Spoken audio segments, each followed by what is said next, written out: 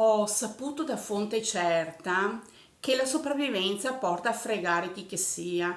Questo viene insegnato, ma impararlo è soggettivo.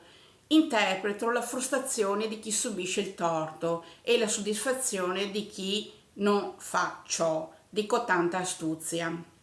Intendo che azzardare non è semplicemente vivere per vincere, ma avere la identità di intendere. È ciò che ci fa chi è povero e ladro di meriti, crede di aver diritti su cui non è in grado di sostenere.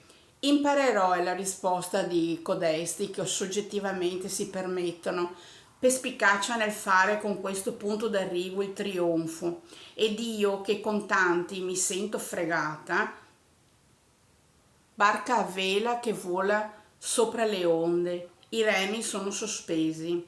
Facile appartenere alla folla che applaude, ma non c'è la fai da solo. Mettiti di lato.